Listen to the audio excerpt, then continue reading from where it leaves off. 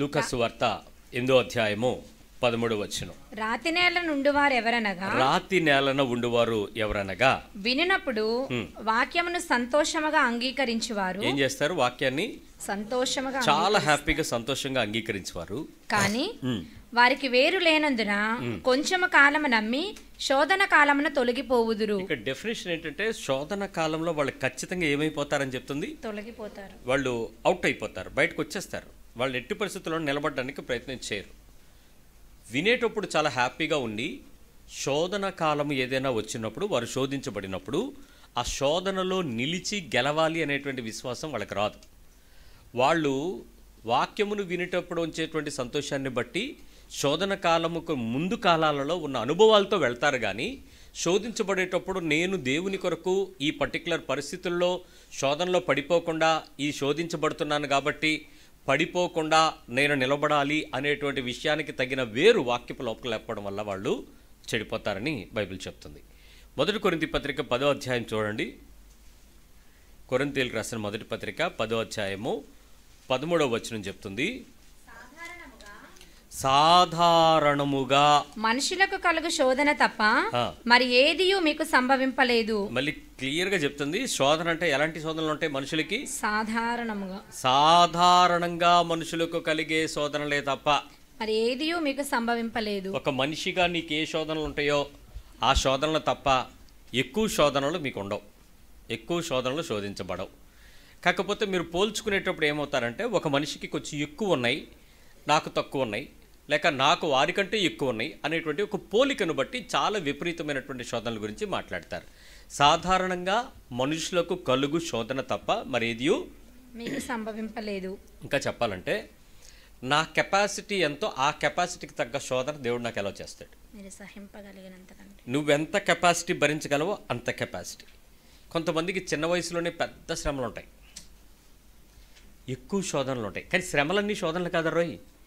మీరు శ్రమలు అనేటువంటి విషయం మీరు ఆలోచించి అచ్చేపడితే వాళ్ళు చాలా ఈజీగా తీసుకుంటారు. ఏముందండి అలవాటు అయిపోయింది అనేస్తారు. ఎందుకంటే వాళ్ళకి శ్రమ కాదు అది. కానీ శోధన మనకి చాలా భయంకరంగా ఉంటుంది. ఒకసారి అనుభవించి తరువాత దానిలో నుంచి బయటకు వచ్చేసి పర్వాలేదులే అని అనుకోమంటే అక్కడ ఉండలేము. అది శోధన అయిపోతుంది ఒకప్పుడు.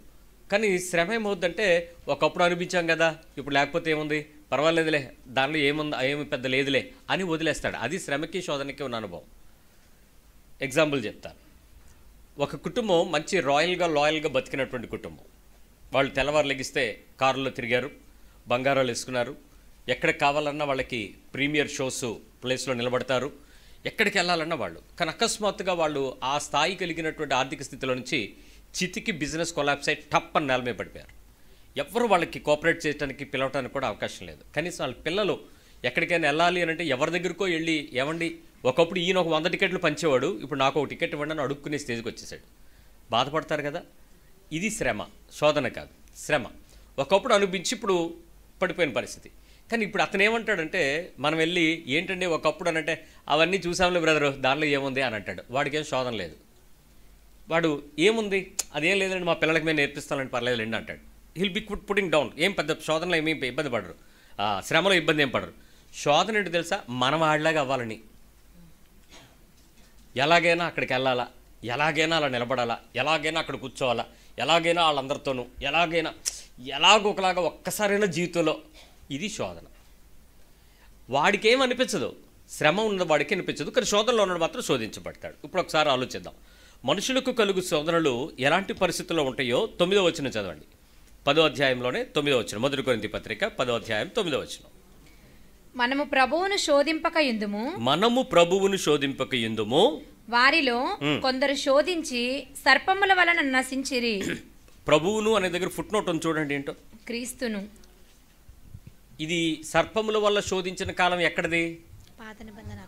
పాత నిబంధన. సహజంగా అక్కడ యెహోవా, కానీ ఇక్కడ ఫుట్ నోట్లో దాన్ని క్రీస్తు అనే భాషాంతరం ఎందుకు చేయబడింది? It is Jesus. ఆ రోజు కూడా యేసుక్రీస్తుకి సమాన సాదృశ్యమైనటువంటి సర్పమును పైకి ఎత్తితే చూస్తారు అని అంటే, అదే శ్రమకు కారణమైనటువంటి సిలువను చూచిన వాడికి రక్షించబడతాడు అని సాదృశ్యంగా అక్కడ ఇవ్వబడింది. కాబట్టి ఇక్కడ క్రీస్తు అని చెప్పబడ్డాడు. ఇక్కడ యేసుక్రీస్తు గురించి చెప్తా అంటున్నాడు. ఇక్కడ మళ్ళీ చదువు. మనము ప్రభువును శోధింపక క్రీస్తును శోధింపక యుందుము. మనం యేసు ప్రభువును ఏం చేయొద్దు? శోధింపక యుందుము. వారిలో కొందరు శోధించి సర్పముల వలన నశించిరి. శోధించి పాముల వల్ల చచ్చిపోయిన సందర్భం మనకు తెలుసు. మనం ప్రభువుని ఏం చేయొద్దు అంటున్నాడు? శోధించదు. మీరు శోధిస్తారో లేదో నాకు తెలియదు. అసలు సాధారణంగా శోధించబడటం ద్వారా దేవుని సన్నిధిలో సరిచేసుకునేటువంటి జీవితం ఎలా ఉండాలో అన్నది కొన్ని ఉదాహరణలు ఇస్తాను. ఒక 10 ప్రార్థనలు చెప్తాను. ఈ 10 ప్రార్థనలలో మీరు దాన్ని గెలవటం నేర్చుకున్నట్లయితే మీ ప్రార్థనా జీవితంలో చాలా విషయాలలో శోధించబడే విషయాల కొరకైనటువంటి ప్రార్థనలు, అత్యాశ కలిగినటువంటి ప్రార్థనలు, దురాశ కలిగిన ప్రార్థనలు తగ్గుతాయి. మొదటి విషయం ఏంటంటే, జనరల్గా విషయం గుర్తుపెట్టుకోండి, ఆత్మీయ శోధనలు ఆత్మానుసారంగానే ప్రార్థించాలి, శరీరంగా కాదు. ఆత్మీయమైన శోధనలు ఏ వస్తాయో అవి ఆత్మానుసారంగానే జయించాలి. ఫ్లష్తో జయించలేరు. శరీరంతో దాన్ని గెలుద్దామంటే ప్రయత్నం కాదు. సో ఆత్మీయమైనటువంటి విషయాలకు, శరీర సంబంధమైన విషయాలకు వేరువేరుగా ఉంటాయి. ఇప్పుడు ఉదాహరణకి ప్రార్థన చేయాలి అనేటువంటిది అది ఆత్మ సంబంధమైనది. ఉపవాసం ఉండాలి అనేది శరీర సంబంధం. ఉపవాసం విషయంలో శోధించబడేటప్పుడు ఆత్మతో ఏమైనా చేయగలమా? శరీరాన్ని కంట్రోల్ చేయాలి. ప్రార్థన చేయాలనేటప్పుడు ఏం చేయాలి? అది ప్రార్థన అనేది ఆత్మీయ యుద్ధం, ఆత్మతోనే చేయాలి ఆ విషయం. సో ఆత్మీయమైనటువంటి శోధనల్లోనికి గురి అవుతుండేటప్పుడు ఆ శోధించబడుతున్నటువంటి బలహీనతలకు కారణం ఎక్కడి నుంచి వస్తుందో దాని వైపు మన హృదయాన్ని తిప్పుకోవాలి. మొదటి విషయం ఏంటంటే, నీ స్వంత మనుషులకు కలిగే శోధనలు ఇవి. కామన్గా ఉండేటువంటి మనుషులకు కలిగే శోధనలు ఏంటి? అలాంటి పరిస్థితుల్లో మీరు ఎలాగా, కొంతమంది ప్రార్థన చేస్తారు, ఎక్కువ మంది ప్రార్థన చెయ్యరు. ఎందుకు చెయ్యరు అని అంటే, చెయ్యకుండా ఉంటేనే దేవుడు వాళ్ళకి ఏదో పనిష్మెంట్ ఇస్తాడనేటువంటి కసి లోపల. నన్ను అంటే దేవుడు కనుగుడ్డు ముట్టినట్టే ఎప్పుడో ఈయనుంటాడు ఎక్కడో. అది ఎవరికి? అది నీకు అప్లై చేసేసుకుంటావు. చేసేసుకుని ఆడ అంటున్నాడు, చూస్తున్నాడు లేదు దేవుడు అని అంటే, ఏదో కలుగు చేసుకో దేవుడు నువ్వే అని అంటాం.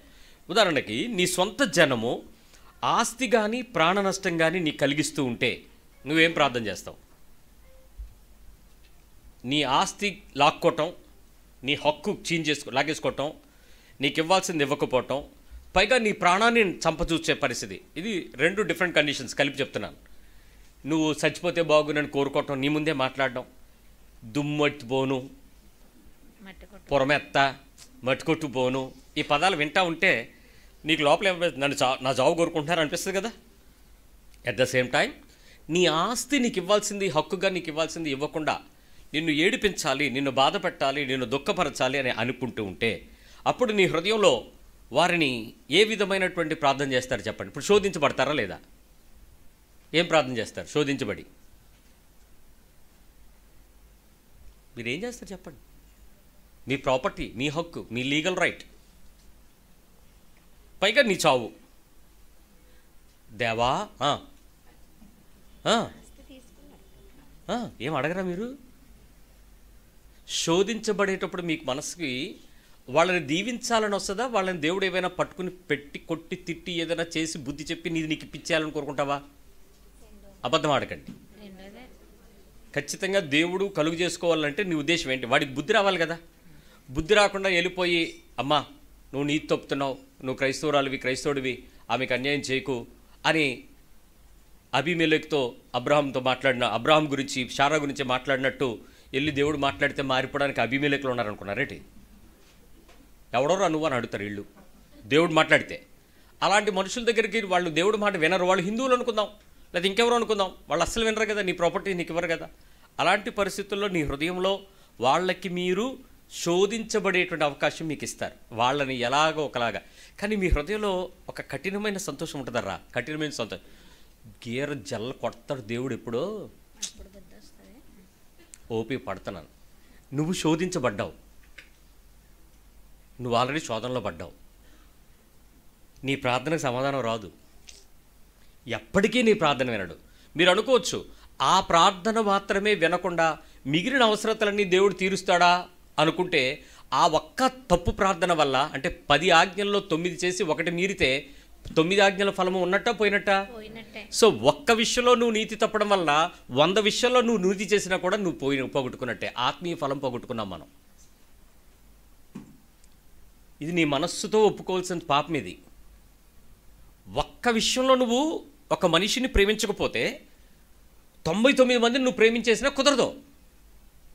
ఆ ఒక్క మనిషి దగ్గరికి వెళ్ళి నువ్వు దీవెన గనక నీ హృదయంలో రాకపోతే, ప్రభువా వారిని నేను క్షమించగలుగుతున్నాను, ఆ మనసు నాకు ఇవ్వండి అని నువ్వు శోధనలో ప్రార్థన చేయకపోతే, ఆ శోధించబడుతున్న సందర్భంలో వాడికి ఏదే అయితే బాగున్ను, నన్ను ఇబ్బంది పెడతాడా, నన్ను దుఃఖపెడతాడా, నన్ను కష్టపెడతాడా, నా పిల్లల్ని రోడ్డున పెడతాడా, నా భర్తను అవమానం చేస్తారా, నా భార్యను పట్టించుకోకుండా ఉంటారా, నాకు ఇవ్వాల్సింది ఇస్తానన్నారు, కాగితాలు రాశారు, కోర్టుకి ఈడుస్తారా, ఈ రకమైనటువంటి అంతరంగంలో వచ్చేటువంటి ఈ ఉద్రేకాలు నువ్వెప్పుడైతే వారిని క్షమించలేని తనములో నుంచి శిక్షించు తనమునకు నీ మనస్సు ప్రేరేపించబడిందో, నీ భక్తి జీవితంలో అప్పటి వరకు భౌతికమైన ఎన్ని సంవత్సరాల భక్తి చేసావో అక్కడ జీరో అయిపోద్ది.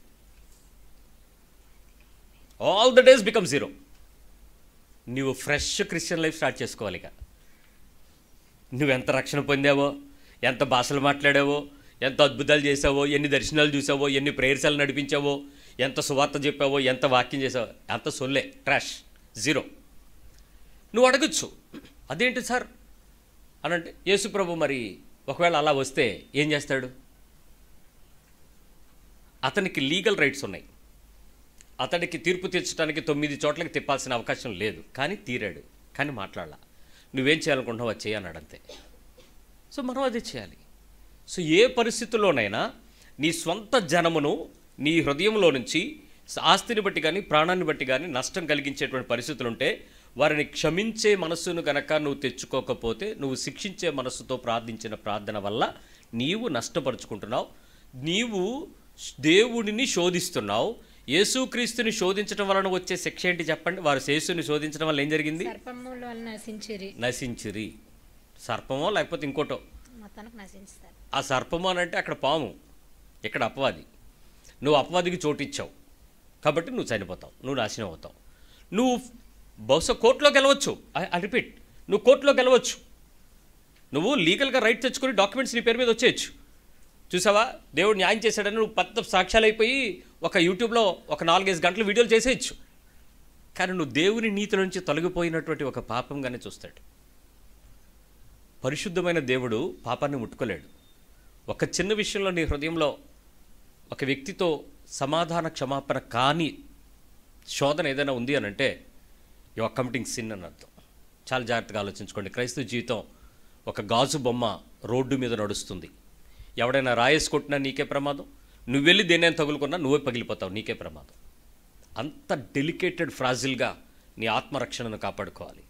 క్రీస్తుని తెలుసుకోకపోయిన వాడికి ఏ శిక్షా విధి లేదు. ఒకసారి తెలిసిన తర్వాత ఆయన చెప్పిన దాని ప్రకారం చేయాల్సిందే.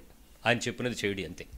సెకండ్ కండిషన్, ఇవి మనుషులకు కలిగే శోధన. రెండోది, నీ హక్కులు తొలగించబడేటప్పుడు, ఇక్కడ ఇందాక నేను చెప్పింది సొంత జనం, ఓన్ పీపుల్ నీకు హాని చేస్తే వాళ్ళు శిక్షించమంటాం. ఇప్పుడు నీ హక్కులు చట్టపరమైనటువంటి పరిస్థితులను బట్టి ఏమైనా వచ్చి నీ హక్కుల్ని తీసేస్తున్నారు అనుకోండి, అప్పుడేం ప్రార్థన చేస్తారు? దీవెన, శిక్ష? నా హక్కులు చట్టం చేసో ఇంకేదో చేసో తీసేస్తే ఆ టైంలో మరి నా హృదయం మండిపోదా? భగభగ మంటది కదా. ఆ పరిస్థితికి తగినట్టుగా నేనేదో సాధించుకోవాలని నాకు ఉంటుంది కదా, నా పిటిషన్లు వేయాలి, నా పరిస్థితి దేవుడు చూడ్డా అన్నట్టు. ఇక్కడ మీలో ఎంతమందికి దేవుడు చూచుచున్నవాడని తెలుసు? మీకు తెలీదా? మిమ్మల్ని చూస్తున్నాడా? ఆయనకు కనపడని సృష్టం ఏదైనా భూమి మీద ఉందా? మంచివాడిని చెడ్డవాడిని కూడా ఆయన నీ గురించి తెలుసా తెలియదా? ఒక్కసారి కష్టంలో ఉండేటువంటి వాడు ప్రభువాని పిలిస్తే నిన్ను ఆయన చూసేవాడే కాదు, నిన్ను గుర్తుపెట్టుకునేవాడు, నీ గురించి ప్రణాళిక వేసేవాడు. ఆపత్కాలంన ఆయన నమ్ముకొనదగిన సహాయకుడు అని ఉంది. ఆయన దగ్గరకు వచ్చి వారిని నేను ఎంత మాత్రమో బయటకు తోసివేయనని ఉంది. ఎందుకు అంత మాట అంటే, ఆయన జీవితంలో ఆయన దగ్గరకు వచ్చే వారి గురించి ఆయన అంత ఆశ కలిగినవాడు. నువ్వు లోకంలో ఉంటానంటే నిన్నేమనడు. నీ మీద నీతిమంతుడికి అవినీతిమంతుడికి ఒకేలాగా ఇచ్చినట్టు వర్షము, ఎండ, చలి, గాలి అన్నీ ఇస్తాడు.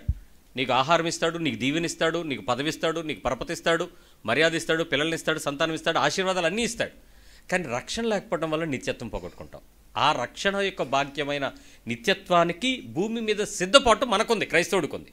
కాబట్టి నీ హక్కులు ఎప్పుడైనా తొలగించబడుతున్నప్పుడు నువ్వెవరినైనా ఎవరి మీదైనా ఆయాసపూర్వకమైనటువంటి శిక్ష కానీ, పలానా వ్యక్తి వలన అనేటువంటి నిందారోపణ కానీ, పలానా వ్యక్తి మారితే నాకు ఈ సమస్య ఉండదు అనేటువంటి ఒక వ్యక్తిని మీద నీ టార్గెట్ పెరిగింది అని అంటే నువ్వు శోధించబడ్డావని అర్థం. ఇప్పుడు మీరు చూడండి, అలాంటి విషయాల్లో చాలామంది వ్యక్తులు మీకు కనపడతారు. మీలో ఏదైనా నష్టం కలగడానికి పాయింట్ ఆఫ్ ఆబ్జెక్ట్ కారణం ఎవరు? చూడండి, ఎవరో ఒకరు ఉంటారు. ఏదో కష్టం మీకు కలిగినప్పుడు, ఏదో ఒక శ్రమ మీకు వచ్చినప్పుడు, ఏదో పరిస్థితి మీకు జరిగినప్పుడు ప్రతిదానికి ఒక బాధ్యుడు ఉంటాడు. ఆ బాధ్యుడు దేవుని చిత్తంలో ఎంపకేయబడేవాడు అని మీరు ఒప్పుకుంటారా? అతన్ని శిక్షించాలని కోరుకుంటారా? ఎగ్జాంపుల్ చెప్తాను.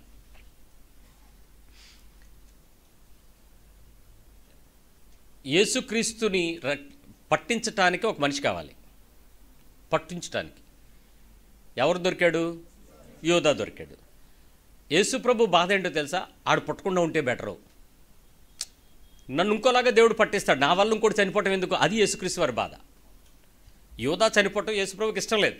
యోధా బదులు మరొకేదో పట్టుకుని నన్ను చూపిస్తే నన్ను దేవుడు తన పద్ధతి ప్రకారం చేసుకుంటాడు కదా, అనవసరంగా వాడిని. ఎందుకంటే లేఖనాలు రాసి నేను యేసుప్రభుకి తెలుసు అది జరుగుద్ది. సో ఇప్పుడు నా కోసం మరొకడు బలవ్వకూడదు, నన్ను రక్షిస్తానికి ఉంటే బాగున్నానది ఆయన ఆశ.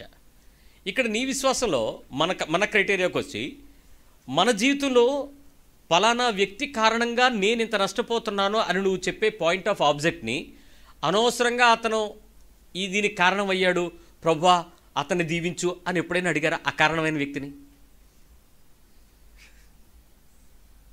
ఏమడుగుతాం?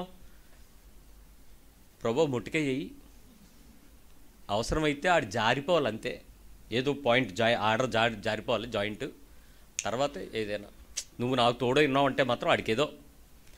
దానికి సాక్ష్యాలుగా ఏం చెప్తారంటే, నాకు పాస్టర్ గారు చెప్పారు, ఆయన చెట్టుకి ఆయన ఇంటి పక్కింటి ఆవిడ ఆనపకాయ చెట్టు వేసిందంట. వేస్తే అది వెరక్ కాసింది. ఎక్కడ కాసింది? వీళ్ళంటి మీదకి వచ్చి కాసింది. వాళ్ళింటి పాక మీద ఒక 50 కాసింది, వీళ్ళంటి మీద 100 కాసింది. 100 కాయల్లో లెక్క ఎక్కడ ఉంటుందండి? 1-2 కోసుకుంటే. సో పాస్టర్ గారి పిల్లలు ఎప్పుడు కూర కావాలన్నా పైకి వెళ్ళి ఆనపకాయ తెచ్చుకుంటున్నారు, వండుకుంటున్నారు. ఓ రోజు ఆవిడ చూసింది, తీసుకెళ్ళి రై మా కాయలు మీరు కోస్తున్నారు అని చెప్పి గట్టిగా దెబ్బలాడింది. దెబ్బలాడితే దెబ్బలాడడం అంటే పాస్టర్ గారి మీద దెబ్బలాట ఎలా ఉంటుంది? International issue. రోడ్డు మీదకి వచ్చి 10 మందిని వేసుకొచ్చి ఈడు దొంగ, ఈడు నీతి కబుర్లు ఆడతాడు, ఈడు దేవుడు అంటాడు, ఆ బైబిల్లో దొంగతనం చేయకూడదని మైకులు ఈడు చెప్తాడు, ఈడు కూతురు దొంగతనం చేస్తే ఇలా ఆవిడ దొంగతనం ఉండేస్తుంది, ఈడు దొంగతనం తినేస్తాడని చెప్తుంది. అందరినీ కలిపేసింది. తిడుతూ ఉంటే వీళ్ళ పాయింట్ ఆఫ్ లాజిక్ ఏంటంటే, మేము ఆనపకాయ తినలేదు తిన్నాము, కానీ మేము అన్నీ తినలేదు, మా స్లాబ్ మోస్తున్న వాటిలో కొన్ని తిన్నాము అన్నారు. బాగానే ఉంది. ఇప్పుడు ఆ పాస్టర్ గారు ఏం చెప్పారంటే, దెబ్బలాడినటువంటి వ్యక్తి ఏది ఆనపకాయల గురించి ముగ్గురిని తీసుకొచ్చాడు, ముగ్గురు కలిపి దెబ్బలాడారు. ఆ రాత్రి ముగ్గురులో ఒకటికి పెరాల్సి వచ్చింది. రెండోవాడు బండి గుద్దేసింది అదే రాత్రి. ఈ 2 సీక్వెన్స్లు గంట వ్యవధిలో యోబు వర్తమానాల్లాగా జరిగిపోయినాయి. ఫస్ట్ వార్త పాస్టర్ గారికే వచ్చింది, అయ్యా మీ మీద దెబ్బలాడినోడికి పెరాల్సి వచ్చింది. రెండో వార్త, అయ్యా మీ మీద దెబ్బలాడినోడికి బండి గుద్దేసి కాలు ఇరిగిపోయింది. ఇప్పుడు వీళ్ళకి ఆశ ఏంటంటే చెప్పండి, పక్కింటోడికి ఏమవ్వాలి? ఏదో అవుతుంది. డౌటా? ఎందుకు? వాళ్ళు గొడవ పడక ఎవరితో పడ్డారు? దొంగతో పడ్డారు. పాస్టర్ అంటారండి మీరు? మీకు జాలి ఎక్కువైపోయిందా? నాకేం లేదా కరుణ జాలి అలాంటి ఏం లేవు, నేను మనిషిని. అటు దొంగ అనరా మీరు? ఇప్పుడు దొంగ అంటాడు, మనల్ని అన్నోడు ఎవడో బాగుపడ్డాడు, దేవుడు చూస్తున్నాడు అన్నాడు. ఆల్రెడీ శోధించబడిపోయాడు ఈయన. ఇతను శోధనలో పడిపోయి ఒక వ్యక్తిని శాపగ్రస్తమైనటువంటి మాటతో ప్రార్థన కూడా వెళ్ళిపోయి ఉంటుంది. ప్రభువా నువ్వు ఉన్నవాడవు, అనువాడవు, చూచుచున్నవాడవు, నన్నంటే నువ్వు ఊరుకుంటావా? నన్నంటే నా సేవకుడంటే నా కనుగుడు ముట్టినట్టే నన్నావు, చూసుకున్నావు కదా, చూసావా? వాళ్ళ అన్న గంటలాడికి యాక్సిడెంట్, గంటలాడికి పెరాలసిస్, ఇంకే నెక్స్ట్ ఈళ్ళే ప్రభువా అని. ఆ సాక్ష్యం జరిగిపోయిన తర్వాత అదే ఇంకా షాక్ న్యూస్ ఏంటంటే, ఆ ఇంటి ఆవిడ జారిపడిపోయింది. ఓ అన్నమ్మ పక్కింటి ఆవిడ. పడిపోయింది. ఇది ఈయన సాక్ష్యం చెప్తూ దేవుని సేవకుడు అన్నోడు ఎవడో సరిగ్గా ఉండడు అన్నాడు. నేను చెప్పాను, దేవుని సేవకుడా దయ్యం సేవకుడా అని ఉండదు. నువ్వు శోధించబడ్డావు, నువ్వు చేసిన తప్పును ఒప్పుకోవడానికి నీకు దమ్ము ధైర్యం రాలేదు, నీతి తప్పావు, అక్కడ నీ హృదయము నిన్ను మోసం చేసిందని నీకు ఎందుకు అర్థం కాలేదు? ఆయన శోధించబడ్డాడు, లేకపోతే వాళ్ళిద్దరు దెబ్బలు తిన్నారు, ఆవిడ పడిపోయింది, నన్ను అన్నారు కాబట్టి డోంట్ ఫీల్ దట్. అయ్యో నన్ను అంటున్నారు, వాళ్ళకి ఏ శిక్ష రాకుండా చూడు ప్రభువా అని అడగగలగాలి. అయ్యా నా గురించి అనుకుంటున్నారు, వాళ్ళకి ఈ రకమైనటువంటి భేదమేమి కలగకుండా చూడు నాయనా. యేసుప్రభు వారి బాధ అదే. ఆడు పుట్టుకుంటే వాడికి మేలు. అయ్యో నన్నని వాడు బాధపడకూడదు, నేను ప్రార్థన చేయకూడదు, నేను శోధించబడకూడదు, అవతల వ్యక్తిని శపించకూడదు, నా నోట ఆశీర్వచనమే కానీ ఏ రకమైన శాపం ఉండకూడదు. అవతల వ్యక్తి నా కళ్ళల్లోని కానీ, ఇక్కడ శాపము 3 రకాలు ఉంటుంది. 1 మాట, 2 ముఖము, 3 కన్నులు. మాటలతో ఏమంటారు మీరు? ఇసిరేస్తారు, శపించేస్తారు, డౌట్ ఏముంది? ముఖం ఏం చేస్తారు? తిప్పుతారు, ముఖంలో నుంచి ఫీలింగ్స్ అన్నీ పంపిస్తారు. ఎందుకంటే మిగిలిన బాడీ ఫీలింగ్స్ లేవు కదా. ఇక్కడ నుంచి కింద ఏమైనా ఫీలింగ్స్ ఉన్నాయా? ఏమి లేవు. ఫేస్కి ఇష్టమైనప్పుడు ఒకలాగా ఉంటుంది, కష్టమైనప్పుడు ఒకలాగా ఉంటుంది. ఫేస్తో ఫీలింగ్స్ ఇస్తారు. 3వది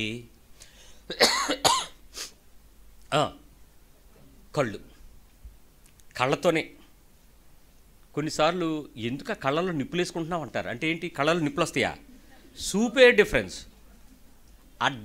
ఈ 3 కూడా ఆత్మ సంబంధమైన వ్యక్తి తన శరీరం దేవుని అదుపులో ఉంటుంది, తన భావోద్వేగాలు పరిశుద్ధాత్మని యొక్క నడిపింపులో ఉంటాయి, తన అంతర్యం ప్రభు యొక్క నీతితో వర్ధిల్లుతుంది. కాబట్టి తను ఎప్పుడు కూడా తప్పు చేయటానికి, పాపం చేయడానికి ప్రయత్నం చేయడు. It should be more scientifically. క్రీస్తు తన భావాన్ని ఎలా చూపిస్తాడో అట్లా నిన్ను గెలుచుకోవటానికి, నీ హక్కులు దొంగిలించబడుతున్నప్పుడు ఏ రకమైనటువంటి శాపం లేక దీవెనతో మాట్లాడటానికి ఇష్టపడతావు. నంబర్ 3, మనుషులు కలిగే శోధనలే చెప్తున్నాను. అన్యాయంగా నీ మీద నిందలు వేసేస్తే ఏం చేస్తారు? అన్యాయంగా. మత్తయి సువార్త 5వ అధ్యాయము 12-13.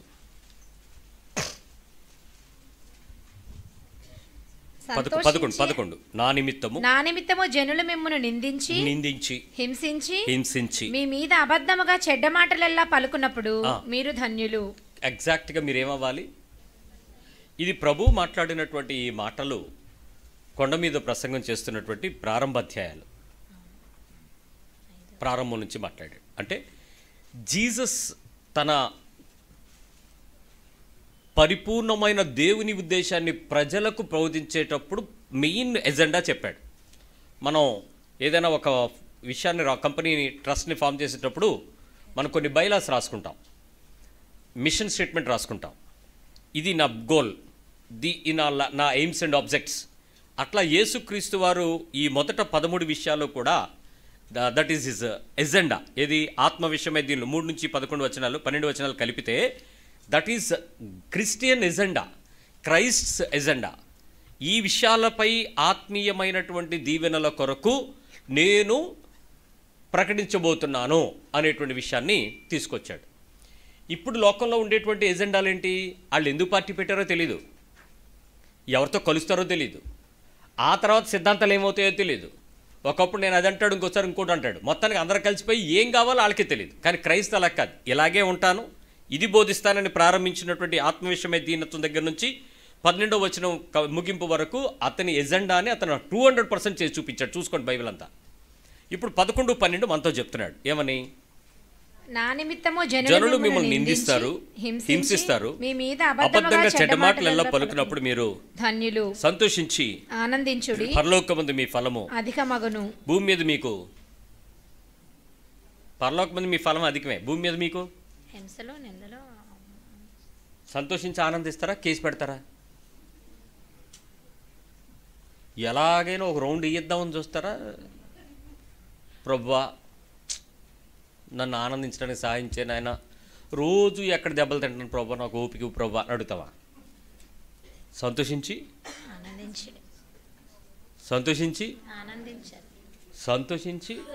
ఇది ఎవరి భాష? నువ్వు ఆరాధిస్తున్న దేవుని భాష. ఏ ఒక్క మనిషి అయినా ఈ విషయంలో శోధించబడకుండా ఉన్నాడేమో చూసుకోండి మీరు. శోధించబడడం ఏంటి? ఆడికి తగిలితేనే నీకు మనశ్శాంతి. ఓ 2 పడినా అన్నాడు అరుపింటే నీకు మనశ్శాంతి, తృప్తి. అమ్మ వేసారా, వేసి ఉంటారులే, పోలీసు వాళ్ళు వేసి ఉంటారులే, ఏదో అవ్వాలి. ఏదో అయితే నీకు కావలసినంత తృప్తి, నెమ్మది, ప్రశాంతత, ఆత్మలో సమాధానం, ఇంకా చెప్పాలంటే అప్పుడు ఆనందం వస్తుంది. ఇది ఏంటి ఆనందించడం? ఆడికి తగిలాక నీకు వచ్చే ఆనందం అసలు తప్పు కాదు, తప్పు కదా. చాలామందికి ఒకప్పుడు మనం ఎలా ఉండేవాళ్ళం చెప్తాను. మాకు స్కూల్లో వ్యాక్సినేషన్ ప్రోగ్రామ్స్ ఉండేవి, ఇప్పటికీ ఉన్నట్టున్నాయి కదా. కొన్ని మాస్ వ్యాక్సినేషన్ ఇస్తారు. స్కూల్లో వరుసని అందరు లైన్ల నుంచో పెట్టేవారు. ఇంజక్షన్లు అంటే చాలామందికి భయం. ఆ వయసులో అందరికీ భయమే ఉంటుంది. ఈ వయసులో కొంతమందికి ఏముండదు, వెళ్ళి వదిలించుకుంటున్నారు, పుడుచుకుంటాను. బాగా భయస్తుడు ఎవడో ముందుకు తోసుకుని వెనక్కి తోసుకుని మొత్తాన్ని లైన్లో నుంచునేవాళ్ళం. కానీ ఒక ఆనందం ఏంటి తెలుసా? అందరికీ పొడిచారు. అమ్మయ్య, నాకు ముందు ఆడికి వెనక కాదు, మొత్తానికి అందరికీ పొడిచారు, సుఖం. ఏంటి ఆనందం? ఈ ఆనందమా? నీతి నిమిత్తం హింసించబడే ఆనందమా? కాదు. మానసికంగా ఆడికి అయ్యింది కాబట్టి నాకు కూడా అయితే. అసలు ఆ సమయంలో వారి కొరకు నువ్వు క్షమించబడేటువంటి ప్రార్థన చేయగలవా? క్షమాపణ కొరకు ప్రార్థన చేయగలవా? శిక్ష కాదు, శిక్ష కాదు, క్షమాపణ. నీ ప్రార్థన ఎలా ఉండాలంటే, అయ్యా ఈ పరిస్థితుల్లో నేను ఎందుకో అన్యాయం జరిగింది, నేను అలాంటోడి కాదు, నా పిల్లలు అలాంటోళ్ళు కాదు, నా బ్రతుకులు అది లేదు, కానీ వీళ్ళు చాలా అన్యాయంగా అకస్మాత్తుగా సీన్ రివర్స్ అయిపోయింది, విచిత్రంగా మారిపోయింది. మీరు ఎప్పుడైనా ఏదైనా ఒక న్యాయమైనటువంటి సమస్య కొరకు ప్రజల మధ్యలోకి వెళితే మీకు ఈ అనుభవం ఎదురవుద్ది. చిన్న గొడవని మీరు పోలీస్ స్టేషన్కి వెళ్తే అక్కడ గొడవ పెద్ద అయిపోద్ది. వాళ్ళు రాసేటప్పుడు కేసులు సెక్షన్ల వరకు వెళ్ళిపోతాయి. ఆ తర్వాత నువ్వు వెనక్కి తిరిగి చూస్తే ఆ రోజు వేడి 4 సార్లు కోర్టు తిరిగితే ఉండదు. ఎందుకు తిరిగామరా బాబు ఇప్పుడు అనిపిస్తుంది. ఇది ఆ మూమెంట్ అంతా ఏం జరుగుద్ది అంటే, తెలియని వాళ్ళందరూ ఇన్వాల్వ్ అయిపోతూ ఉంటారు, ఎవరెవరో వచ్చేస్తూ ఉంటారు, ఆడి సంగతి అంటే తెలుసుకుందాం అంటారు. అసలు మేమిద్దరం గొడవ పడడం ఏంటి, ఎమ్మెల్యే రావడం ఏంటి, వచ్చేస్తారు అంతే. కేసు రకరకాల కాంప్లికేట్ అయిపోతుంది. నేను కూర్చోబెట్టేస్తారు, నువ్వు ఎక్కడికి వెళ్ళడానికి అవ్వదు, నువ్వు రావడానికి అవ్వదు, పరిస్థితి అంతా మారిపోతుంది.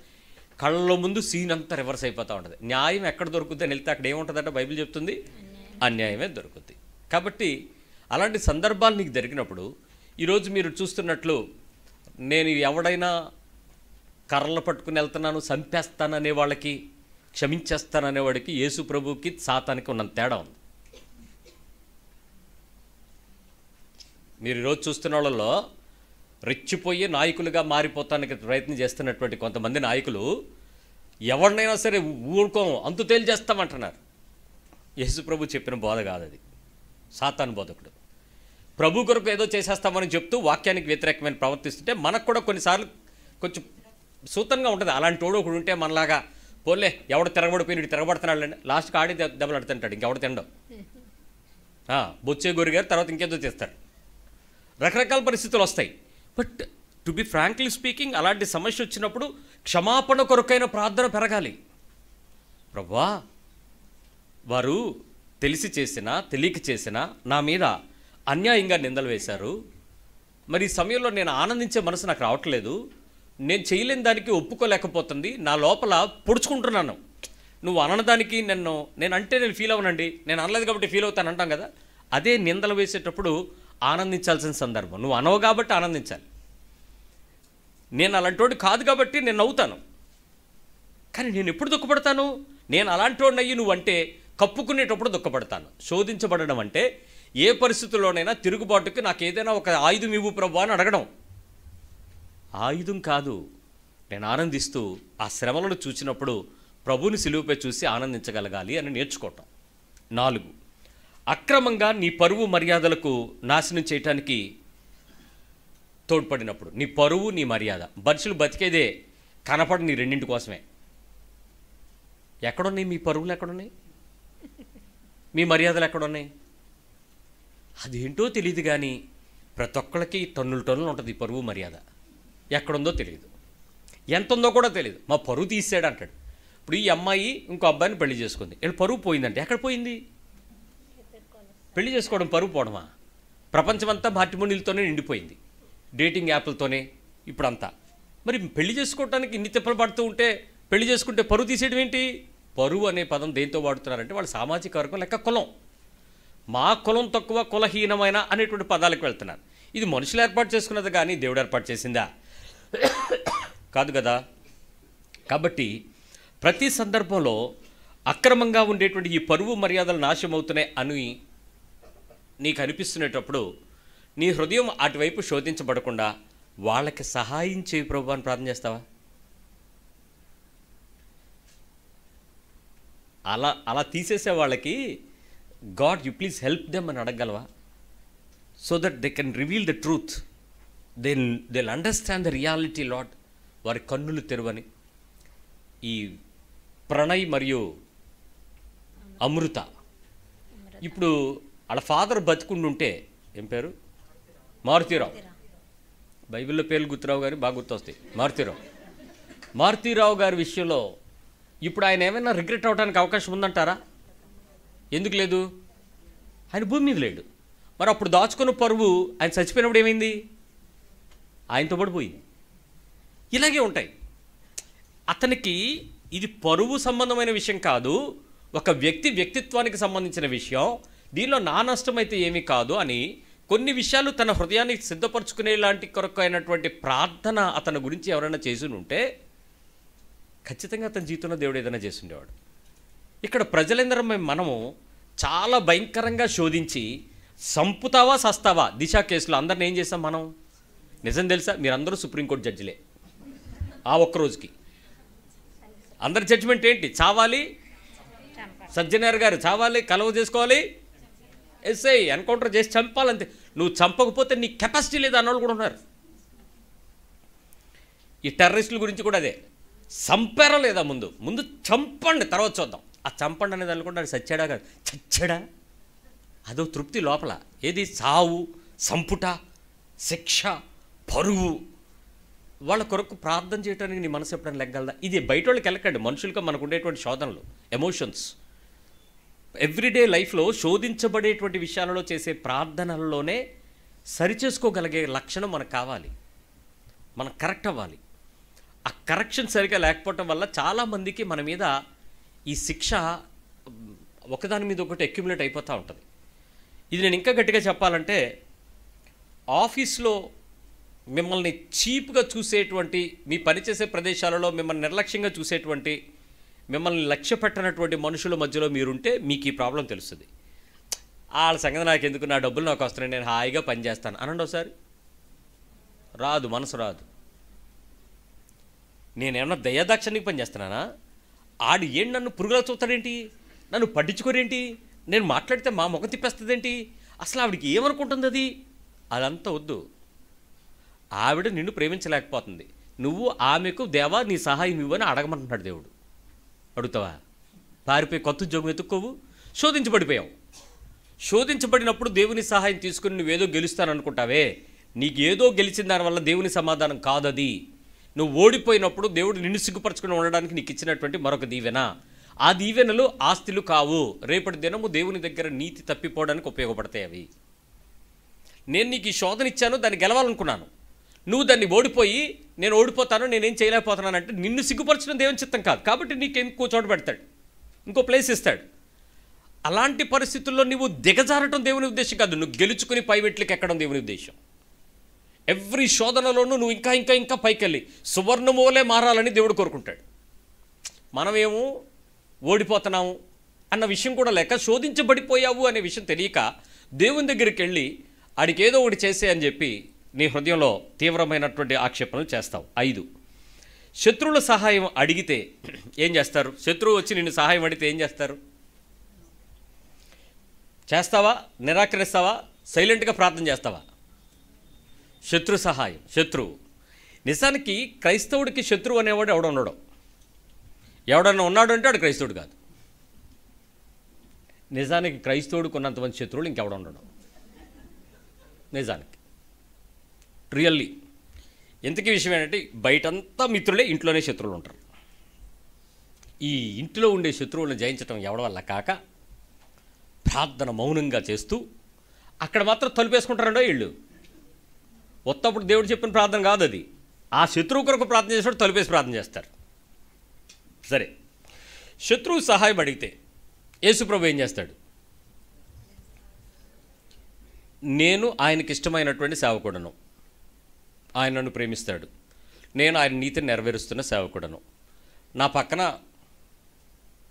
జనకంత్రి ఆడున్నాడు, ఆడు మామూలుడు కాదు, ఆడు యేసు ప్రభువుని పాస్టర్ని హింసిస్తున్నటువంటి వాడు మా ఇద్దరం ఉన్నాడు. ఇప్పుడు ఇద్దరం జైల్లో వేస్తారు మా ఇద్దరిని, ఓ పాస్టర్ని ఆ ఉన్మాదిని మతోన్మాదిని ఇద్దరిని కలిపి జైలు వేశారు. ఎవరికి ఫస్ట్ బెయిల్ వస్తుందో తెలుసా? ఆడికి వస్తుంది. ఎందుకు? ఆడి ప్రార్థన దేవుడు అంటాడు. మీకు అర్థం కావాల్సింది అదే. క్రైస్తవుడికి బెయిల్ రాదు. నాకు డబ్బులు ఉంటాయి, నాకు డిఎస్పీలు తెలుసు, అందరూ తెలుసు, జైల్లో అందరూ నాకు నమస్కారం పెట్టి వెళ్తుంటారు, కానీ నేను జైల్లోంచి బయటికి రాను. ఆడు రెండో రోజు వెళ్ళిపోతాడు. వెళ్ళిపోయి ఏయ్ రారా తేల్చుకుందాం అని వెళ్ళిపోతాడు. వాడు ఎందుకు బయటికి వెళ్ళాడు, నేనెందుకు బయటికి రాలేకపోతున్నాను అంటే మనకేంటి తెలుసా? మనకి శోధించి పడిపోయాం కదా, ఆల్రెడీ శోధనలో ఉన్నాం కదా. మనకు ఒక రకమైన సమాధానాలు ఉంటాయి. ఏంటంటే ఇప్పుడు జైల్లో ఉన్న వాళ్ళకి సువార్త చెప్పడానికే దేవుడు నేను తీసుకొచ్చాడేమో. అవునా? అలా ఎందుకు చేస్తాడు దేవుడు? నీ పిలుపు జనం కదా, ఖైదీలకు కాదు కదా. మరి ఇప్పుడు నువ్వు ఖైదీలకని ఎందుకు అన్వయించేసుకున్నావు? ఆత్మీయత. శోధించబడిపోయినోడు ఇలాగే ఉంటాడు. ప్రధానికి ఒక వాక్యం పెట్టేసుకుని, ప్రధానికి ఒక కారణం వెతికేసుకుని చెప్తున్నది వినపడుతుందా? సిగ్గులేని క్రైస్తవులారా, ఇప్పటి వరకు శోధించబడిన వాటితో ఆనందిస్తూనే ఆత్మీయత అనుకుని దీవెన అనుకుంటున్నారు. ఆ శోధించబడినప్పుడు ప్రభు చిత్తం నెరవేర్చక, ప్రభు కోరికను ఆశను నెరవేర్చక, ప్రభు సంకల్పంలో నేను గెలిచాను, ఈ శోధన నా జీవితంలోకి వచ్చినప్పుడు నేను ప్రభు దగ్గరికి వెళ్ళి ఇది నాకు కావాలని నేను అడగలేదు, నువ్వు ఈ విషయం నాకు ఎలా చేసావు, దీన్ని గెలిచేంత వరకు దీనిలో నన్ను నుంచోబెట్టు, దీనిలో నన్ను ఓడిపోనివద్దని ఎవడన్నా నిలబడ్డా? ప్రతి చోట లూపోల్స్ ఎతికేసి ఎవడెవడికో ప్రార్థనలు చేయమని ఫోన్లు చేసేసి అందరి చేత ప్రార్థన చేయించి షార్ట్కట్లో విడుదల తెచ్చేసుకుందాం. ఏంటో దురాశ. నీకు శ్రమ ఇచ్చినోడు దేవుడు, నీకు శిక్ష ఇచ్చినోడు దేవుడు, నీకు ఇబ్బంది ఇరుకు కలుగు చేసినవాడు దేవుడు. మధ్యలో ఆలివ్ గ్రీన్ ఏం చేస్తాడు? పాస్టర్ ప్రార్థన చేసి తగ్గించేస్తాడా? దేవుడు ఏమన్నా వింటాడా? అలా ఇనే దేవుడైతే నీకు శిక్షించి మళ్ళీ మధ్యలో మాట మార్చేస్తే దేవుడికి అవమానం కాదు? దేవుడే స్టాండర్డ్ లేనోడు అయిపోతాడు కదా. యేసుప్రభువే శిక్షించి ఏది నినివే పట్టణం గురించి ఏడిసిన ఏడుపు అలాగే ఏడిసింది. నాశనం చేస్తానని చెప్పాడు, వెళ్ళి చెప్పరా అన్నాడు. మనోడికి ఇష్టంలే. ఎందుకంటే చెప్పినట్టే చెప్తావు, తర్వాత మనసు మార్చేసుకుంటావు, వీళ్ళు ఏడుతారు, నువ్వు మనసు మార్చేస్తావు, వాళ్ళు రక్షించేస్తావు. ఆ మాత్రం చెప్పి నేనెందుకు ఎదవనవ్వాలి? అందుకని తర్షీస్కి వెళ్ళాడు బాబు. ఏమైంది? ఓడలో నుంచి నీటిలోకి వెళ్ళి చేపలోకి వెళ్ళి మళ్ళీ వెళ్ళి అక్కడే కక్కింది. ఎందుకు తిప్పలు? ఇలాగే ఉంటాయి మనకు కూడా. దేవునికి ఇష్టమైన రీతిగా నీ జీవితంలో శత్రువు యొక్క సహాయం కొరకు వచ్చినప్పుడు నువ్వు ప్రభా నేనేం చేయాలనుకుంటున్నావో శక్తి వంచన లేకుండా యథార్థంగా నమ్మకంగా పరిపూర్ణంగా ఏది ఆశించకుండా నా శత్రువుగా కాక అక్కడ నువ్వు వచ్చి అడిగితే ఏం చేస్తావో అలాగే నేను చేయాలి. నా కన్నులు తెరు, నా చెవులు తెరు, నా చేతులు తెరు, నా హృదయం తెరు. Let me help in such a way that I'm helping to Jesus. నాకు అలా చెయ్యి. అక్కడ నాకు శోధించబడకుండా నాకు సహాయం చెయ్యి. ఏమంటే నేను చెప్పే విషయాలు మీరు ఒక్కొక్క స్థాయికి వెళ్ళే కొద్దీ మీకు ఇవి ఒక్కొక్క రేంజ్లో ఒక్కొక్క సిచ్యువేషన్లో కొంచెం ఇష్టంగాను కొంచెం కష్టంగాను మారుతాయి. ఇలాంటివి చిన్నపిల్లలు ఉన్నారనుకోండి, తప్పులు చేయడానికి దీన్ని వాడేసుకోగలుగుతారు. ఎవరికైనా ఏమన్నారు అని చెప్పి వీడందరికీ పనిచేస్తూ ఉంటే నీళ్ళు గాలి అయిపోద్ది. వాడికి ఆ విషయంలో శోధన అనేది తెలియదు, వాడు అమాయకంగా ఉంటాడు. కానీ మీకు ఆ విషయంలో తెలిసిన తర్వాత మీరు చేయకపోతే మాత్రం మీరు లెక్క అడుగుతారు. అందుకే దేవుడు వాళ్ళని అన్నాడు, మిమ్మల్ని లెక్క అడుగుతాడు. చూసుకోండి. 6 ఒకే రోజు ఒకే వ్యక్తి నిన్ను అవమానం చేసి వచ్చి నిన్ను ప్రేమిస్తున్నానని చెప్పి వచ్చి నిన్ను క్షమాపణ అడిగితే ఒకసారి కాదు ఏం చేస్తారు? ఒకే రోజు ఒకే వ్యక్తి నిన్ను అవమానం చేసి ప్రేమిస్తున్నానని చెప్పి క్షమాపణ అడిగితే ఒకసారి కాదు అనేక సార్లు అదే పని చేస్తుంటే, అంటే అనేయడం, సారీ ఏమనుకోకు అనేయడం, ప్లస్ నీ దగ్గరికి వచ్చి ఏదో అలాగ అయిపోయిందిలే నువ్వంటే నాకు చాలా ఇష్టం అనిచాడు అనుకోండి. ఎన్నిసార్లు మీరు క్షమిస్తారు? శోధించబడతారా, శోధించబడరా? మీ పక్కన అడగండి, అలాంటి అన్నిసార్లు అయితే శోధించబడతాం పడమని. You have your own reason కదా. ఒక్కొక్కరికి కొంచెం ఓపిక ఎక్కువ ఉండేవాళ్ళు ఏమవుతారు, ఎక్కువ సార్లు భరిస్తారు. ఓపిక తక్కువ ఉన్నవాళ్ళు ఏమన్నా, నువ్వు క్షమిస్తే క్షమించమ్మా, నాకు అంత ఓపిక లేదు. మీకు ఎక్కడో చోట ఓపిక నశిస్తా లేదా? అది నశించటం అనేది మీరు శోధించబడడం, అది పాపం. శోధించబడిన తర్వాత శోధనలో పడిపోయారు, ఎందుకు? క్షమించరు. ఇంకా ఇదిగో నిన్ను క్షమించాను, ఇంకోసారి నా దగ్గరికి రాకు, నన్ను కెలక్కు, నన్ను పట్టించుకోకు, నువ్వు నాకు దూరంగా ఉంటే నేను ఆరోగ్యంగా ఉంటాను, దయచేసి ప్లీజ్ వెళ్ళిపోవా, ప్లీజ్ వెళ్ళిపోవా. అది వెళ్ళిపోవా అని అడగాల. ఆనందంగా వెళ్ళొచ్చా? వెళ్ళేటప్పుడు ముద్దు పెట్టి, థ్యాంక్ యూ, ఇన్ని రోజులు నన్ను శోధించావు, నన్ను ఇబ్బంది పెట్టావు, నన్ను క్షమించమని అడిగావు, నన్ను ప్రేమించమని అడిగావు, నువ్వంటే నాకు ఇష్టమనేలాగా చేసావు, ఇప్పటికీ నీ మీద నాకు ఏ మనసు లేదు, ఉండిపోవా. ఇది క్రీస్తు. మాట్లాడలేదు. ఉండిపోవా. నువ్వు వెళ్ళిపోతే మళ్ళీ ఎవరు నన్ను ఆశ్రయించుకుంటారు? నువ్వు వెళ్ళిపోతే ఎవరు నన్ను శిక్షిస్తారు? నువ్వు వెళ్ళిపోతే ఎవరు నా మీద చెడ్డగా మాట్లాడతారు? నువ్వు ఒకదాని ఉంటేనే కదా నాలో దేవుని ప్రేమ పెరుగుద్ది. ఉండిపోవా. మీరేమంటారు తెలుసా? దూరంగా ఉంచితేనే అపహాసుకులు కూర్చుండు చోట కూర్చునక, పాపుల మార్గమున నిలుచుండక. ఇంకా ఒకటో కీర్తనలో ఉన్నావు, ఇక నూతన నిబంధనలకు రాలే. అలాగైతే మీరు లోకంలో ఎప్పుడో వెళ్ళిపోవలసి వచ్చును. నూతన నిబంధనలు ఏంటి? అందరి దగ్గర ఉండు, లోకంలో ఉండు, లోకమాలిన్యత. ఇంకా ఒకటో కీర్తనలో ఉండిపోతే అలాగ 150 కీర్తనలు ఉన్నాయి. తర్వాత బోల్డ్ అధ్యాయంలో ఉన్నాయి క్రైస్తవ్యంలో. క్రీస్తు వచ్చాడు. సో అలా ఎప్పుడూ మీకు ఒకే రోజు పలుమార్లు, అంటే నేను చెప్పింది యేసుప్రభు మాటే. ఆడు ఎన్నిసార్లు అంటే యేసుప్రభు వారు ఏమో పెద్ద లెక్క చెప్పాడు. ఏమని? 77 మార్లు మట్టుకు అన్నాడు. 70⁻7 అన్నాడు. 70⁻4 వద్దు కానీ ఒక 4 సార్లు చాలు. చూడండి, 4 సార్లు. ఏమంటాను? మొన్న ఒకసారి చెప్పాను, నువ్వు మళ్ళీ చేసావు, పలానా రోజు చేసావు, పలానా ఆవిడ చచ్చిపోయినప్పుడు నువ్వు ఇలాగన్నావు, పలానా పెళ్లి రోజు నువ్వు ఇలా చేసావు, నువ్వు ఇప్పుడు వరకు ఇలాగన్నావు, ఇంకా నిన్ను నేను నా జీవితంలో డాష్ చెప్పండి, డాష్. ఆహా, సూపర్. క్షమించను, ముఖం చూడను, నమ్మను. ఇంకా ఇప్పుడు నువ్వు శోధనలో పడ్డావా లేదా? అదే పాపం. 7 రక్తము, గాయము, మాటలు అన్నీ చేయాల్సినవి చేసేసి ఏమీ ఎరగనట్టు నిలబడి నాకు నీ మీద ఏ పగా లేదమ్మా అన్నారనుకో, ఏం చేస్తావు? నీకు రక్తం తెప్పించారు, గాయం చేశారు, బయటకు కనపడిన మాటలతో నీ శరీరం అంతా నలిగిపోయి మనసులో గుర్తుపెట్టుకుని గూడు కట్టేసిన పిండికొని గడ్డలు ఉండిపోయినాయి. రక్తం మాటలతో మాట్లాడితే గాయం గూడు కడద్ది. దెబ్బ కొట్టేయండి, ఏమవద్దు, మానిపోద్ది. గాయం రక్తం తగ్గిపోద్ది, కుట్లేసుకోవచ్చు. కానీ మాటలతో ఉండేటప్పుడు గాయం గూడు కడద్ది. ఆ గడ్డ ఎక్కడో చోట ఉండిపోద్ది, అది కరగదు. మాటలు అన్నీ అనేసి అన్నీ చేసేసి ఏమీ ఎరగనట్లు నిలబడి, అసలు నాకు నీ మీద ఏ పగా లేదు వదినా, అన్నయ్య మీరంటే నాకు చాలా ఇష్టం, నేను మీకోసం ప్రార్థన చేస్తున్నాను అన్నారు అనుకోండి. మీరేం ప్రార్థన చేస్తారు? వాళ్ళే అన్నారు వచ్చి, మా వదిన దేవుడండి, మా అన్నయ్య అసలు ఎంత మంచోడు తెలుసా, అసలు ఎంత ప్రేమ అండి వీళ్ళకి, చేయాల్సినవన్నీ చేసేస్తారు. ఇలా తిరగగానే మళ్ళీ గాయం పొడిచేస్తారు. కానీ ప్రతిసారి నీవంటే దేవుడు, నువ్వంటే దైవం అని నీ గురించి ఎత్తుతూ ఉంటే, ఆ విషయం తప్పని నీకు తెలుస్తూ ఉంటే, వాళ్ళ కోసం నువ్వేం ప్రార్థన చేస్తావు? శోధించబడతావా, ప్రార్థన చేస్తావా? ఈ పక్కన అడగండి, శోధించబడతావా, ప్రార్థన చేస్తావా అని. అలాంటి వాళ్ళకి మీరు శోధించబడదే ప్రార్థన చేస్తారా, ఆత్మలో దీవెనలో ప్రార్థన చేస్తారా? అసలు కనిపెడతారా ఏమన్నా ప్రభు ఈయన ఎలా దీవించాలని? ఒకవేళ దీవిస్తే డిప్లొమాటిక్గా, బట్ నేను కొన్నిసార్లు కొంతమందితో మాట్లాడేటప్పుడు ఆడికి అవునని తెలియదు, కాదని తెలియదు, ఆడు చచ్చిపోతాడు.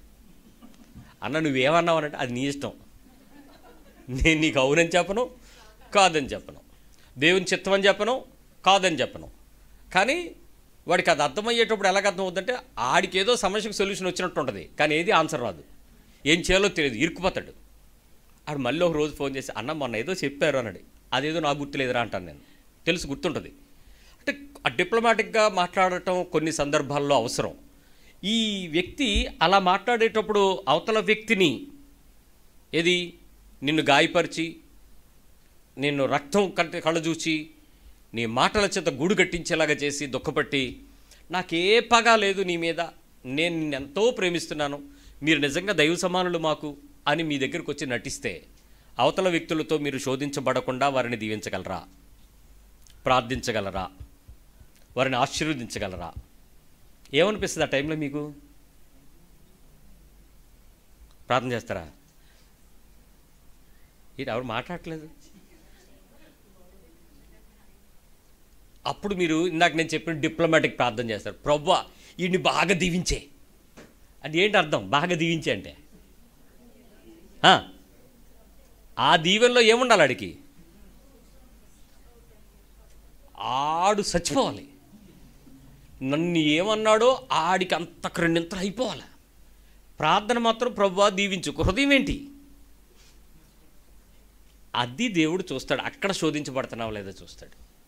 నా నోటి మాటలకి నా హృదయంలో ఉన్న ఒప్పుకోలకి మధ్యలో ఆ క్రీస్తు అనేటువంటి బ్రిడ్జ్ కనపడకపోతే, క్రీస్తు ద్వారా సమాధానం సంతోషాన్ని చూడకపోతే నిశ్చయంగా నీ జీవితంలో ఆనందించలేవు. ఎలాంటి ప్రమాదం ఉంటుందో చెప్తాను విను. వివాహం అయ్యింది, చక్కటి సంసారం, చిలక గోరింకలాగా ఉన్నారు. చిలక గోరింకల్లాగా ఉండడం అంటే చిలక వేరు గోరింక వేరు, రెండు కలిసి ఉండవు.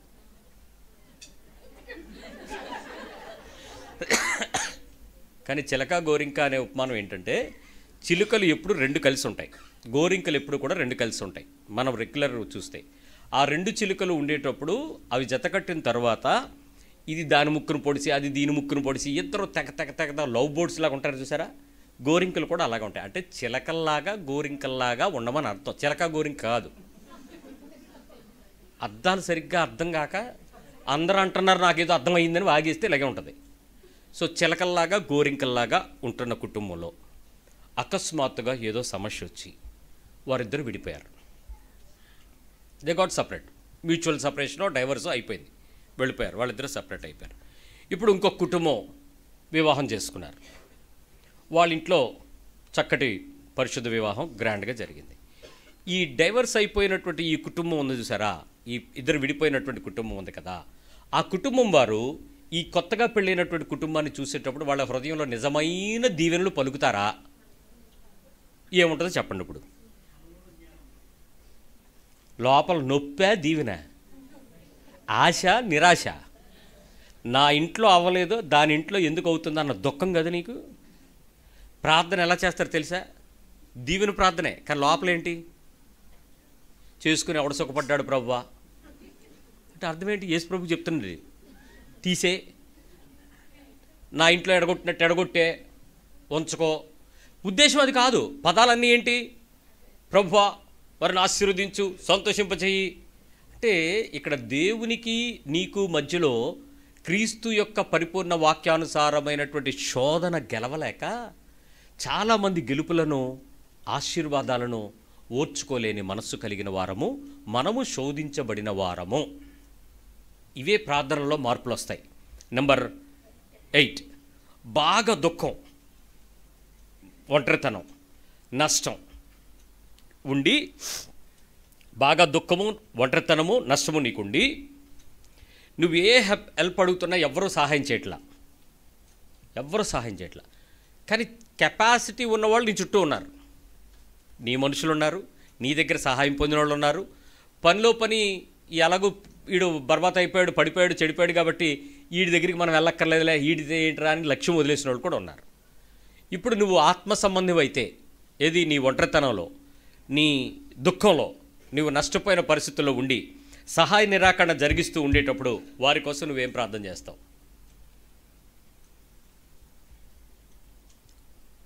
ప్రభువా నాకు ఎలాగ అవ్వాల్సిందే అని అడుగుతావా? వాళ్ళ గురించి నువ్వేం ప్రార్థన చేస్తావు?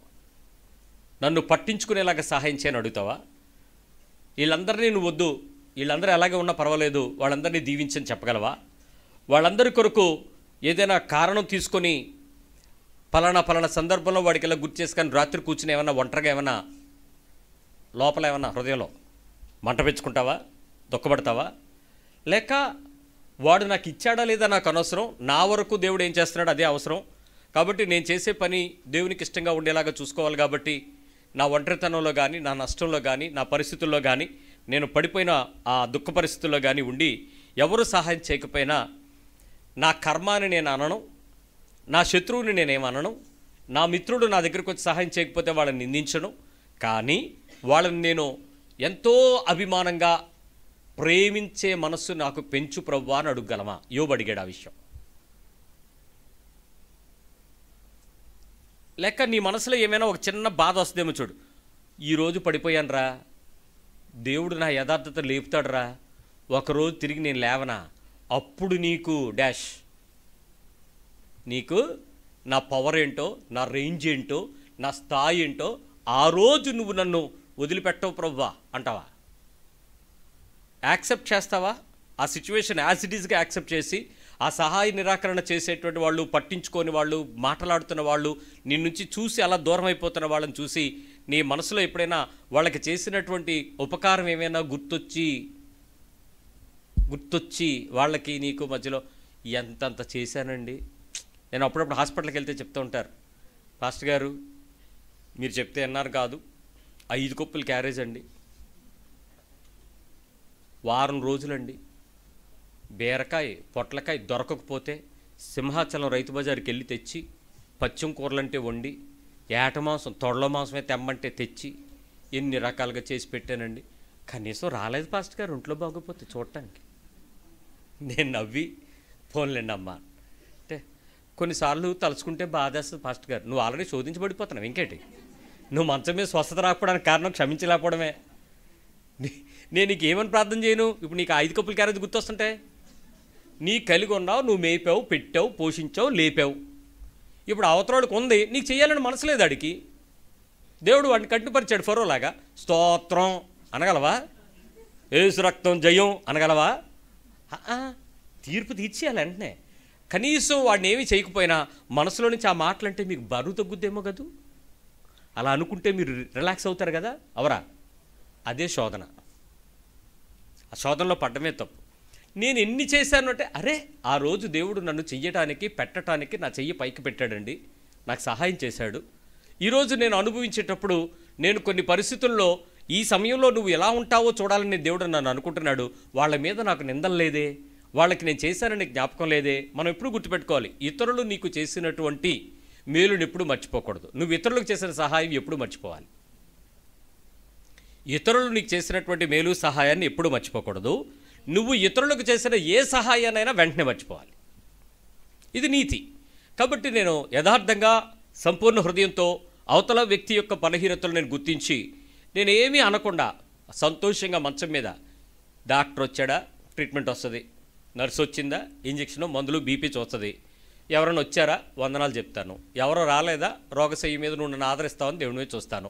కానీ ఎవరి మీద నాకు ఉండదు. ఉంటుందా? ఉండదా? నిజం చెప్పండి, ఉంటుందా? ఉండదా? ఉంటే శోధించబడినోడివే. శోధన పాపం. అలాంటి సమయంలో నువ్వు చేసే ప్రార్థనలు దేవుడు వినడు, రోగశయ్య మీద నిన్ను ఆదరించడు. నెంబర్ 9, ఇప్పుడు టైం నీది. మీ పక్కన చెప్పండి, టైం నాది అని. ఇప్పుడు నువ్వు సమయం దేవుడు నీకు ఇచ్చాడు, బాల్ నా కోర్టులో ఉంది. ఇప్పుడు నువ్వేం చెప్తుంది, ఎలా చెప్తే అలా, ఏం కావాలంటే అది అవుతుంది.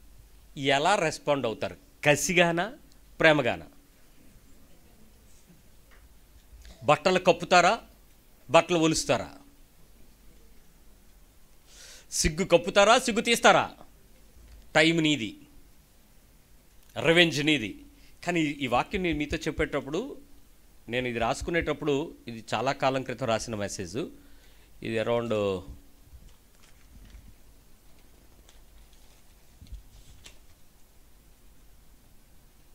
23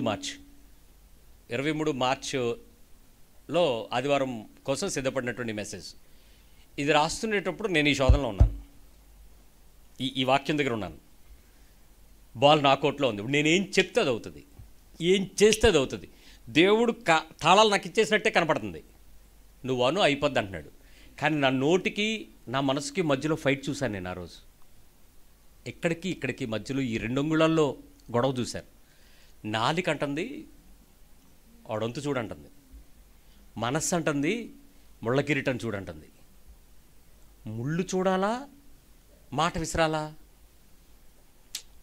అస్సలు నలిగిపోయానండి ఆ రోజు. అక్కడ ఒక తల్లి అయితే ఏం చేస్తుంది పిల్లవాడిని చెప్పండి? కొడుకుని కూతుర్ని అయితే తల్లి ఏం చేస్తుంది? ప్రేమిస్తుందా, క్షమిస్తుందా లేదా? ఎంత మనసు పెంచుకుంటుంది. ఆమె ఒక తల్లి అయ్యి బిడ్డని కన్నా పాలిచ్చి పెంచింది అయితే, పాలిచ్చే కాదు, పాలిచ్చిన పెంచిన మమకారం కన్నా కూడా పెంచబడిన మమకారం ఇంకా ఎక్కువగా ఉంటుంది. అలాంటి తల్లి అవతల వాడు ఎవడి పిల్లోడైనా కొడుకైతే ఎలాగా కొడుకైతే ఎలా స్పందిస్తుంది? తల్లి మనసే కదా. ఎక్కడున్నా ఒక తల్లి ఎంతలాగా రెస్పాండ్ అవుతుంది? ఎవడి కొడుకైనా కొడుకే కదా, అలాగే కదా ఆలోచిస్తుంది. గొడ్రాలు ఆలోచిస్తుందా? పిల్లలకి అందానికి ఏం తెలుస్తుందా నొప్పి, ఆ పెయిన్ ఏంటో, ఆ ప్రేమ ఏంటో. సో ఒక తల్లి మనసు నాకు అప్పుడు అర్థమైందండి, నేను గొడ్రాలుగా ఆలోచిస్తానా తండ్రిగా ఆలోచిస్తానా అని. నాలుగుకి మనసుకి మధ్యలో పోరాటం. బాల్ నా కోర్టులో ఉంది, టైం నా చేతిలో ఉంది, మాట నా అధికారం నా దగ్గర ఉంది. ఇప్పుడు నేను ఒక మాట అంటే శిక్ష వేయగలను, క్షమించగలను. క్షమిస్తే కూడా నా గొప్పతనాన్ని బట్టి క్షమించకూడదు. మళ్ళీ అదొక పెద్ద బాధ. నేను క్షమించలేపా అనకూడదు. నా తండ్రి నన్ను క్షమించినలాగున నేను నిన్ను క్షమిస్తున్నానని చెప్పకపోతే మళ్ళీ శోధించబడతాను. ఎలా అంటారు మీరు? క్షమించను, నా తండ్రి నన్ను క్షమించినలాగున నేను నిన్ను క్షమిస్తాను చెప్పగలవా? మరి అదే శోధనలో పడే ప్రార్థనలు. లాస్ట్, నా అభివృద్ధి ఏమీ లేదు, నా అభివృద్ధి ఏమీ లేదు, ఎక్కడ నేను వృద్ధి పొందలేదు, ఎక్కడ నాకు దీవెనలు లేవు, నాకు ప్రాణభయం కూడా ఉంది, నేనేమి పెరగలేదు, నాకే రకమైన దీవెనలు లేవు, నాకు చాలా ప్రాణభయం కూడా ఉంది, లైఫ్ థ్రెట్ వచ్చేసింది. ఇప్పుడు నాకు దేవుని యొక్క ఇష్టము చిత్తానికి నేను వదిలేద్దామా, పెనుగులాడి రక్షించుకుందామా? దేవుడితో నీకు ఇప్పుడు చెప్పండి. లాస్ట్ నెంబర్ 10, వృద్ధి లేదు, దీవెనలు లేవు, ప్రాణభయం ఉంది. నా లైఫ్ దేవా నువ్వేం చేస్తావో అది నీ చిత్తమే అని వదిలేస్తావా? పెనుగులాడి సంపాదించుకోవడానికి ప్రయత్నం చేస్తారా? ఇప్పుడు మీరు యథార్థమైన ఆన్సర్ చెప్పాలి.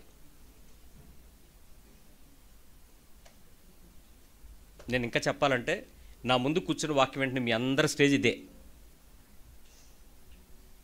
అప్పులు తీరట్లేదు, చర్చి మీరు మాంటలేదు, ప్రార్థనలో మాంటలేదు, విశ్వాసము మాంటలేదు.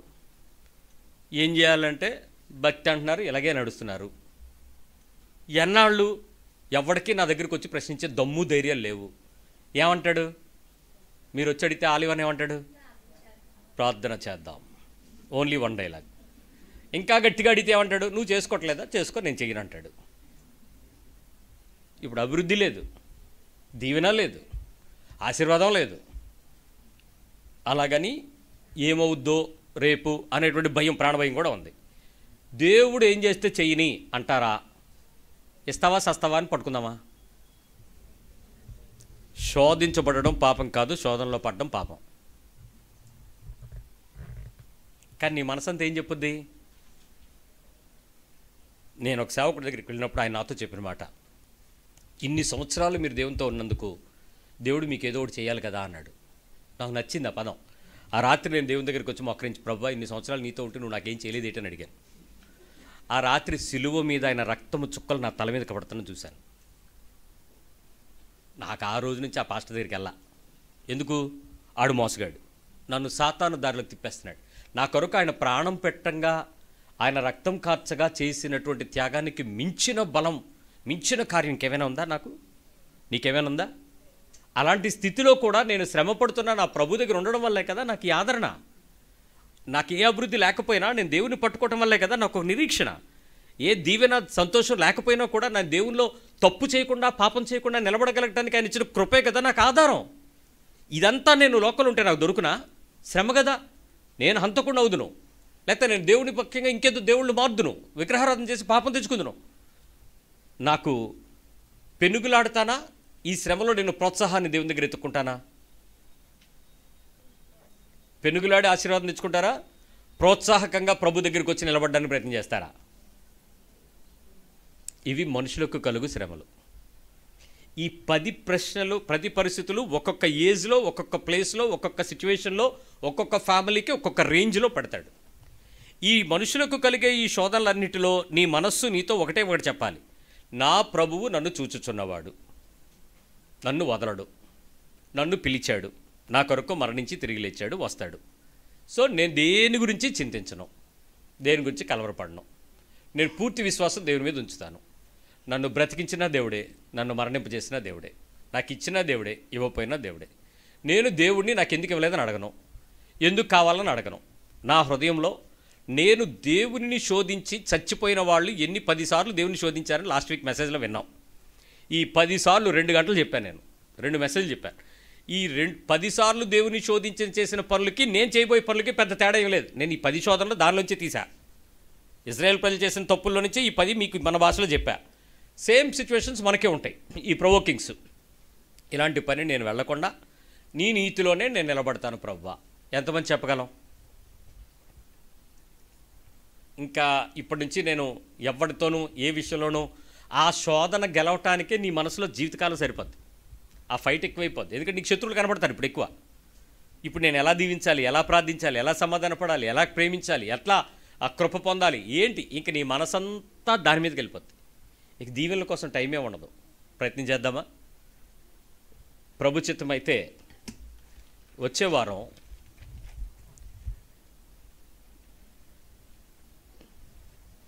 శోధించబడే విషయాలకి, శోధనలో పడిన విషయాలకి మధ్యలో దేవుని సహాయం ఎలా పొందుకోవాలో మాట్లాడుకుందాం. ప్రార్థన చేద్దాం.